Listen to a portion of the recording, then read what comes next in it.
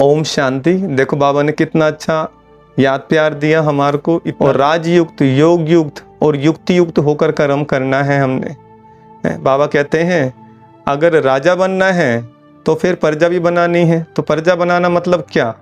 हमें परमात्मा का संदेश लोगों तक पहुंचाना है। उतना हम ऊंचे ऊंचे राज्य अधिकारी बनते जाएंगे। पहले स्वयं पे राज करना है, अपनी कर्मेंद्रियों पे राज करना है और हर एक के दिल पे राज करना है। तो ये हमने अभ्यास करते जाना है। और बाबा ने आज बाबा ने बोला जो विदेशी हैं, बेहद का परिवार है हमारा और बेहद का ज्ञान है। बेहद के बाबा हम बच्चों को पिता बनकर, शिक्षक बनकर, सतगुरु बनकर के हमें पढ़ा रहे हैं, हमें पालना दे रहे हैं, हमें शिक्षा दे रहे हैं। तो हम पूरा लाभ लें इस चीज़ का। और अभी नहीं तो कभी नहीं, ये सुहाना सफ़र कहीं निकल ना जाए, कहीं बीत ना जाए। विशेष मुरली को दोबारा सुनेंगे अच्छे से और बिल्कुल मुरली में खो जाएं, बाबा के प्यार में खोकर तब मुरली को पढ़ें और सुने। अच्छा, ओम शांति। ओम शांति। 6 अगस्त 2023 रिवाइज मुरली है 31 मार्च 1995। अव्यक्त मुरली है आज की, सुनते हैं। परमात्म मिलन मेले की सौगात, ताज तख्त और तिलक। परमात्म मिलन मेले की सौगात, ताज तख्त और तिलक। आज बेहद का बाप बेहद में सभी बच्चों को देख रहे हैं। बेहद का बाप है और आप सभी भी बेहद के मालिक सो बालक हो। बाप दादा सभी स्नेही सहयोगी बच्चों को देख हर्षित हो रहे हैं और बच्चे बाप को देखकर हर्षित हो रहे हैं। बाप को ज़्यादा खुशी है व बच्चों को ज़्यादा खुशी है। क्या कहेंगे? दोनों को इसको कहा जाता है परमात्म मिलन मेला। मेले तो बहुत होते ही हैं, लेकिन परमात्म मिलन मेला एक ही संगम युग पर होता है। सारे कल्प में नहीं हो सकता है, अब हो रहा है और होगा। आप सबको भी मेला अच्छा लग रहा है ना? बाप दादा तो बच्चों के भाग्य को देख हर्षित होते हैं और दिल में गीत गाते हैं, वाह बच्चे वाह। जो भाग्य स्वप्न में भी न था, संकल्प में भी नहीं था, लेकिन अब साकार में श्रेष्ठ भाग्य अनुभव कर रहे हैं। हर एक के मस्तक पर श्रेष्ठ भाग्य की लकीर चमक रही है।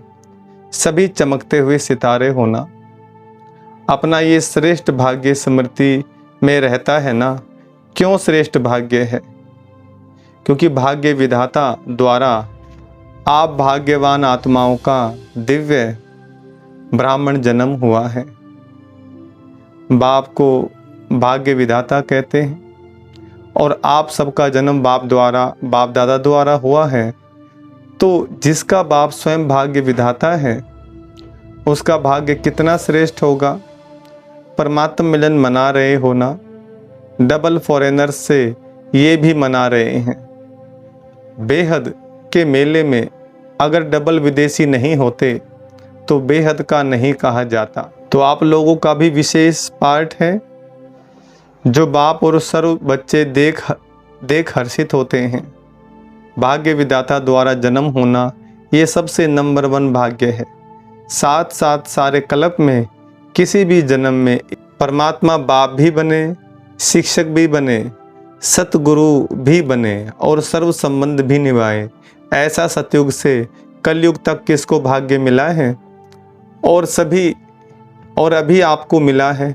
अभी आप निश्चय और नशे से कहते हो कि हमारा पालनहार परमात्मा है। दुनिया वाले कहने मात्र कहते हैं कि परमात्मा ही पाल रहा है, लेकिन आप प्रैक्टिकल अनुभव से कहते हो कि परमात्मा बाप है और बाप ही पालनहार है। पालना कर रहे हैं, नशा है ना? या थोड़ा थोड़ा भूल जाते हो? चलते चलते अपने श्रेष्ठ भाग्य को साधारण समझ लेते हो?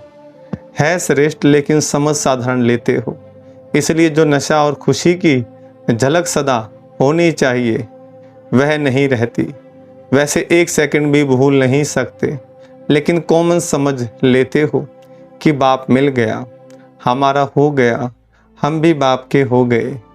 जब हमारा है तो नशा फकुर होना चाहिए ना, लेकिन कभी ऊंचा तो कभी मध्यम, कभी साधारण हो जाता है। सोचो, हमारा बाप परमात्मा है और फिर शिक्षक डायरेक्ट परमात्मा है। क्या शिक्षा दी, आपको क्या बना दिया? त्रिनेत्री, त्रिकालदर्शी, त्रिलोकीनाथ। ऐसी कोई पढ़ाई पढ़ता है? अभी तक ये डिग्री सुनी है? जज, बैरिस्टर, डॉक्टर, इंजीनियर, ये तो सब डिग्रीज देखी हैं, लेकिन त्रिलोकीनाथ, त्रिकालदर्शी, त्रिनेत्री, नॉलेजफुल, ऐसी डिग्री देखी है? द्वापर से कलयुग तक किसको मिली है? आपको मिली थी। आपने भी तो 63 जन्म लिए हैं, तो ना किसको मिली है ना मिलनी है। ऐसा शिक्षक हमारा है। साइंस वाले साइंस की कितनी भी योजना करें तो भी त्रिलोक तक नहीं पहुंच सकते। तीनों लोकों का नॉलेज पर प्राप्त हो नहीं सकता, और आप में तो 5 वर्ष का बच्चा भी 3 लोकों की नॉलेज देता है। वो भी फलक से कहेगा हाँ, सूक्ष्म वतन मूल वतन है। तो परमात्मा शिक्षक भी है। श्रेष्ठ शिक्षा से ये डिग्री तो प्राप्त कराई, लेकिन दुनिया में सबसे बड़े से बड़ा पद राज्य पद होता है। तो पढ़ाई से पद भी मिलता है ना, तो आपको राजा बनाया है। अभी राजा हो या बनना है? हो राजा, और बैठे पट में हो, पक्का मकान भी नहीं, टेंट में बैठे हो। तो देखो, श्रेष्ठ में श्रेष्ठ पद राजपद है। अभी भी स्वराज्य अधिकारी हो और भविष्य में भी विश्व राज्य अधिकारी बनना ही है। ये पक्का है ना? किसको राज्य करना है? आप राज्य करेंगे कि आपके ऊपर कोई राजा राज्य करेगा? नहीं, ये सब इतने राजा बन जाएंगे, इतने सब राज्य करेंगे। प्रजा भी तैयार की है या अपने ऊपर ही राज्य करेंगे? मैंने किसी को बाबा का संदेश दिया है, परमात्मा का बनाया है, तो बाबा कहते हैं राज्य किस पर करेंगे? स्वयं पे राज्य करेंगे। जितना जितना हम परमात्मा का संदेश लोगों को देते जाएंगे, उतना उतना हम राजा बनते जाएंगे, महाराजा बनते जाएंगे। तो बाबा कहते हैं तो अपना भाग्य देखो। परमात्मा मेरा शिक्षक है, राज्य पद देने वाला, और फिर सतगुरु बन। गुरु क्या करते हैं? मंत्र देते हैं ना। तो सतगुरु ने क्या मंत्र दिया? मन मना भव, मन को मनाकर मुझ में लगाओ, शिव बाबा में लगाओ।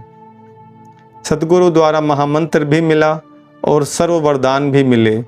कितने वरदान मिले हैं? वरदानों की लिस्ट देखो कितनी लंबी है। रोज वरदान मिलता है ना, कितने समय से मिल रहे हैं। इतने वरदान कोई भी फॉलोवर को कोई गुरु दे नहीं सकते। ऐसा सतगुरु जो रोज वरदान दे, ऐसा देखा या सुना? अभी नशा है ना? हाँ जी, बहुत अच्छा, सदा रखना। ऐसे नहीं यहाँ से बस में जाओ तो नशा उतरना शुरू हो जाए। सदा बढ़ता रहे। बाप दादा सभी बच्चों को सदा ही हर सब्जेक्ट में नंबर 1 देखना चाहते हैं। तो नंबर 1 हो कि अभी बनना है। नशे से कहो कि हम नहीं होंगे तो कौन होगा? विदेशियों को डबल नशा है ना। अच्छा है, बाप भी खुश होते हैं कि एक एक मेरा बच्चा राजा बच्चा है, प्रजा नहीं है।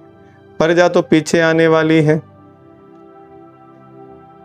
आप तो फिर भी लक्की हो जो इतना भी मिलने का चांस मिला है। टेंट में रहना पड़ा तो क्या हुआ? मिट्टी पर तो नहीं सो रहे हो ना।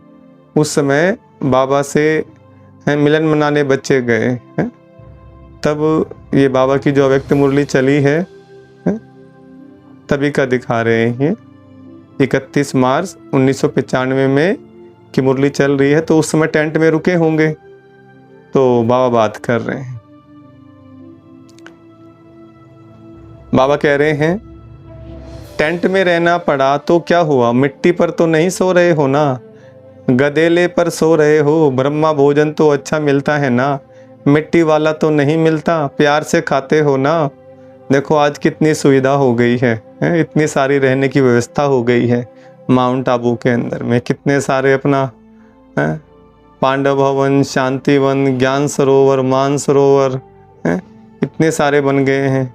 मनमोहिनी कॉम्प्लेक्स, अलग अलग बहुत सारे अपने बिल्डिंगें बन गई हैं। ORC में गुड़गांव में बन गया है। सोनीपत के अंदर में हर जगह सेवा केंद्र बाबा के बन गए हैं। स्टार्टिंग कैसे हुई? तो शुरुआत में जाते थे वहाँ पर तो जैसे भीड़ आती थी तो टेंट में रुक रहे हैं, लेकिन आज बाबा ने कितनी व्यवस्था कर दी है। सब बाबा के बच्चों ने सहयोग दे दे करके ही, सब बच्चों से सहयोग लिया बाबा ने और बच्चों के लिए ही तैयार करवाया है। तो बाबा कहते देखो, प्यार से खाते हो ना, थोड़ा बहुत तो होता ही है, होना ही है। क्यों? माया और प्रभु का खेल साथ चल रहा है। अगर परमात्मा द्वारा मेला हुआ तो माया भी झमेला जरूर करती है। आपका काम है मेला करना, उसका काम है झमेला करना। तो झमेला भी हुआ और मेला भी हुआ। किसी ने कहा आंधी चली, कोई बात नहीं, आपके पुरुषार्थ की आंधी है और ये हवा की आंधी है। घबराते तो नहीं होना कि क्या हो गया, नहीं। आंधी आए या बरसात आए, कितनी भी हलचल हो, लेकिन आपका मन अचल है ना। माताएं घबरा तो नहीं गई, टेंट टूट गया, क्या करें, थोड़ा थोड़ा घबराए, क्या होगा, तबीयत अच्छी रहेगी नहीं रहेगी, कुछ भी हो। भक्ति से तो धक्के और मेहनत कम ही है ना। भक्ति के धक्के तो नहीं खाते हो ना, मज़े में रहते हो ना। तो ये मेला अच्छा लगा या झमेला देखकर घबरा गए? नहीं, कोई नहीं घबराए। एक दो तो घबराए होंगे, मज़ा आ रहा है, और भी 2 दिन रखें। अच्छा, बाप दादा भी माया का झमेला देख चक्कर लगाते रहते हैं। तो उस समय आंधी तूफान आया होगा, तो क्या हुआ, टेंट उड़ गए, आंधी चली होगी, तो बाबा बच्चों से बात कर रहे हैं। खेल देखते हैं बच्चे क्या करते हैं और माया क्या करती है। बाप दादा को बच्चों का स्नेह देख खुशी है। स्नेह ने मेला रचाया है। बाप का भी स्नेह है तो बच्चों का भी स्नेह है, दोनों मिल गए तो क्या हो गया। मेला दृश्य भी कितना अच्छा लग रहा है। ऐसा कभी सोचा था इतना बड़ा परिवार मिलेगा? और इतना परिवार किसको होगा?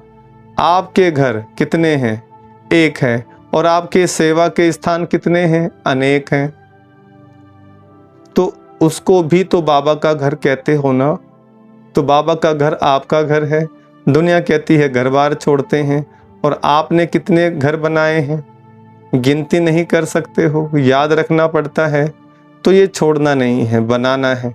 और परिवार को छोड़ा है या परिवार इतना बड़ा बनाया है जो मिलना ही मुश्किल होता है। सारे ब्राह्मण जितने भी जहाँ भी हैं एक स्थान पर मिल सकते हैं, मुश्किल होगा ना, क्योंकि दूसरे का राज्य है ना, अपना राज्य तो नहीं है। बाप मिला, बेहद का परिवार मिला, तो बेहद को याद करने से बेहद की खुशी, बेहद का नशा होगा। अगर हद में समझते हैं मैं तो फलाने देश में हूँ, फलाने देश का हूँ, फलाने जोन का हूँ, तो हद होती है। लेकिन ये तो निमित्त मात्र निशानी के लिए कहते हैं, ये फलाना जोन, ये फलाना स्थान। बाकी अपने को बेहद का समझते हो ना। नियम भी रखने पड़ते हैं। कई ऐसे भी सोचते हैं कि ये क्या बैज लगाओ तभी खाना मिलेगा। आपको खाने पर तंग करते हैं ना, लेकिन ये करना ही पड़ता है क्योंकि कायदे में फ़ायदे हैं। ये बंधन नहीं है, लेकिन विघ्नों से निर्बंधन बनाने का साधन है। माउंट आबू जाते हैं जब बैज लगाते हैं यहाँ पर कि भाई ये वहाँ से आए हैं, तो मालूम पड़ता है। नहीं तो बाहर से बहुत लोग आ जाते हैं, फिर वो डिस्टर्ब हो, धक्का मुक्की हो। तो बाबा ने सारी व्यवस्थाएं बनाई हैं, बच्चों को कोई तकलीफ परेशानी ना हो। ये क्या नई बात निकाली, ये नहीं सोचना। संकल्प तो बाप के पास पहुँचते हैं, है ना, लेकिन मर्यादा पुरुषोत्तम आप ही हो ना, या सिर्फ बड़ी दादियाँ मर्यादा पुरुषोत्तम हैं, आप फ्री हो। मर्यादा पुरुषोत्तम अर्थात मर्यादा के अंदर रहने वाले, चलने वाले। हाँ जी का पाठ पक्का है ना। अच्छा, और जब कोई बात हो जाती है तो हाँ जी होता है या ना जी भी होता है। जब कोई ऐसी बात करते हैं तो हाँ जी के बदले फिर ना जी में इतने पक्के हो जाते हैं जो बाप भी कहे तो भी नहीं सुनेंगे। जैसे स्थापना में जब छोटे छोटे बच्चे आए तो बाप दादा उन्हों को पाठ पक्का कराने के लिए हमेशा कहते रहे कि ना करना माना नास्तिक, हाँ करना माना आस्तिक। जो सेवा मिल जाए उसमें ना नहीं करनी, हाँ करनी। तो ना करने वाला नास्तिक है और हाँ करने वाला आस्तिक है। तो आप सब कौन हो? आस्तिक हो, नास्तिक तो नहीं होना, कभी कभी बन जाते हो। खेल करते हैं, माया के भी नॉलेजफुल हो गए, क्योंकि माया भी नॉलेजफुल है। गिराने में माया नॉलेजफुल है और उड़ने में आप नॉलेजफुल हो। तो माया भी देखती है कि इसकी उड़ान थोड़ी ऊपर नीचे हो गई है तो देख करके वार करती है, और आप नॉलेजफुल होने के कारण जान जाते हो तो हार नहीं खाते हो। लेकिन विजय का हार गले में पड़ा, सबके गले में विजय की माला है, या कभी कभी उतार देते हो।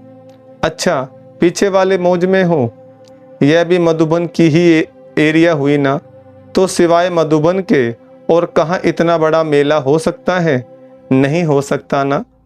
तो मधुबन है बेहद का घर, यहाँ सब बेहद है, और जगह फिर भी सब देखना पड़ता है।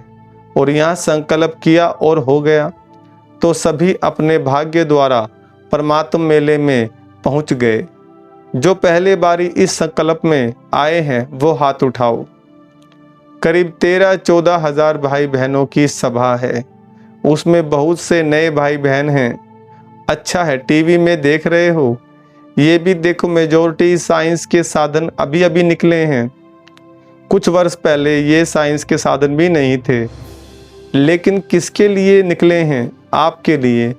बाप दादा भी साइंस वाले बच्चों को मुबारक देते हैं, क्योंकि बाप के बच्चे उससे सुख तो ले रहे हैं ना, तो कितना अच्छा लग रहा है। लेकिन बाप दादा अब क्या चाहते हैं? स्थापना हुए कितने वर्ष हो गए हैं, डायमंड जुबली मनाने की तैयारी कर रहे हो, तो बाप दादा ने अभी सभी बच्चों को राजा बच्चे कहा ना। सब राजा हैं, राजा तख्त नशीन होता है ना, राज्य की निशानी ताज तख्त और तिलक होता है। तो बाप दादा इस वर्ष में चाहे नए हो चाहे पुराने, अगर नए भी हो तो समाप्ति का समय तो नयों के लिए भी समीप है, तो पुरानों के लिए भी समीप है। ऐसे नहीं समझना कि हमारे को भी 60 वर्ष शायद मिलने हैं, नहीं। आपको मेकअप करना है, अगर लास्ट आए हो तो फास्ट जाना है। लेकिन संपन्न होने का, समाप्ति का समय सबका एक ही है। इसलिए चाहे नए हो या पुराने हो, लेकिन मैं स्वराज्य अधिकारी आत्मा हूँ।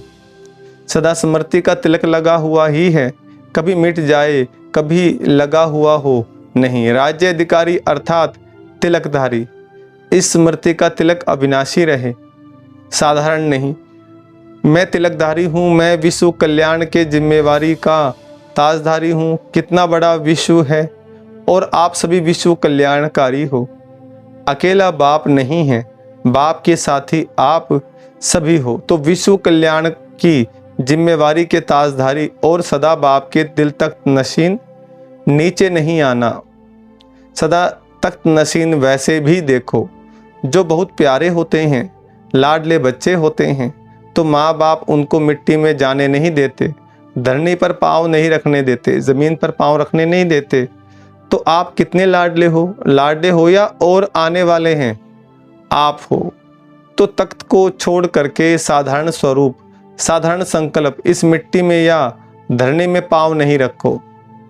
बुद्धि रूपी पाँव सदा तख्त नशीन हो। परमात्मा बाप के बच्चे हो, महात्मा धर्मात्मा के नहीं हो, परमात्मा के हो। अभी तो सब नशे में ठीक हो, वो तो दिखाई दे रहा है, लेकिन सदा रहेगा ना, कि थोड़ा थोड़ा रहेगा, फिर युद्ध करेंगे, फिर विजय प्राप्त करेंगे। ऐसे तो नहीं।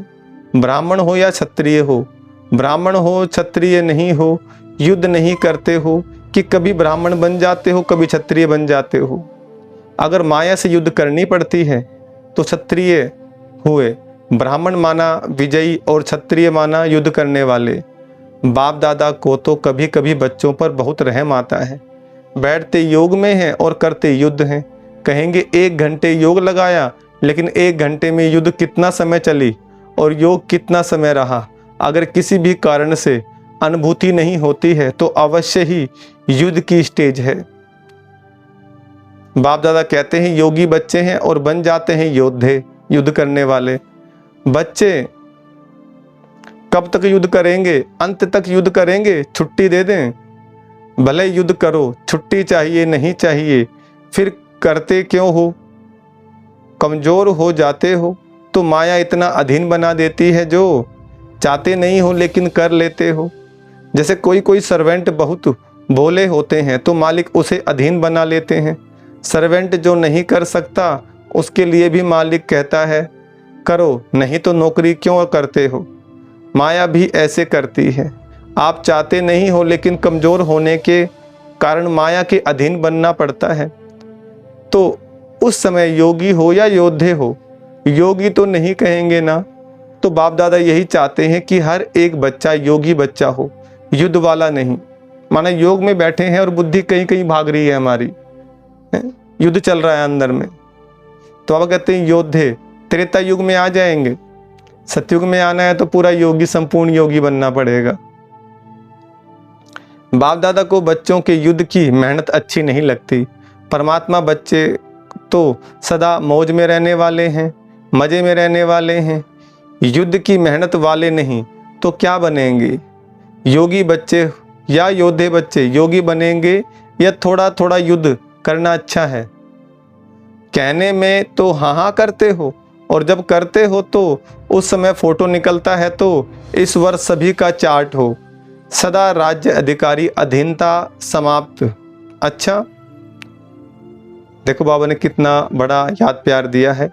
सर्व तरफ के देश विदेश के सर्व सूक्ष्म स्वरूप से दृश्य देखने वाली आत्माएं, चारों ओर के सदा श्रेष्ठ पालना में पलने वाली, श्रेष्ठ पढ़ाई से राज्य पद पाने वाली आत्माएं, सदगुरु द्वारा सर्व वरदान प्राप्त करने वाली आत्माएं, सदा माया जीत विजयी रत्न, सदा युद्ध को छोड़ राजयोगी स्थिति में स्थित रहने वाली सर्वश्रेष्ठ आत्माओं को बाप दादा का याद प्यार और नमस्ते। हम रूहानी बच्चों की रूहानी बाप दादा को नमस्ते, नमस्ते और नमस्ते। देखो वरदान दिया बाबा ने, एकांत और एकाग्रता के अटेंशन द्वारा तीव्र गति से सूक्ष्म सेवा करने वाले सच्चे सेवाधारी भव। दोबारा सुने, एकांत और एकाग्रता के अटेंशन द्वारा तीव्र गति से सूक्ष्म सेवा करने वाले सच्चे सेवाधारी भव। वरदान का विस्तार, दूर बैठे बेहद विश्व की आत्माओं की सेवा करने के लिए मन और बुद्धि सदा फ्री चाहिए। छोटी छोटी साधारण बातों में मन और बुद्धि को बिजी नहीं करो। तीव्र गति की सूक्ष्म सेवा के लिए एकांत और एकाग्रता पर विशेष अटेंशन दो। बिजी होते भी बीच बीच में 1 घड़ी 2 घड़ी निकाल एकांत का अनुभव करो। बाहर की परिस्थिति भले हलचल की हो, लेकिन मन बुद्धि को जिस समय चाहो एक के अंत में सेकंड में एकाग्र कर लो, तब सच्चे सेवाधारी बन बेहद सेवा के निमित्त बन सकेंगे। स्लोगन है, ज्ञानी तू आत्मा वह है जो ज्ञान के हर राज को समझकर राजयुक्त, युक्ति युक्त और योग युक्त होकर कर्म करे। दोबारा सुने, ज्ञानी तू आत्मा वह है जो ज्ञान के हर राज को समझकर राजयुक्त, युक्ति युक्त और योग युक्त होकर कर्म करे।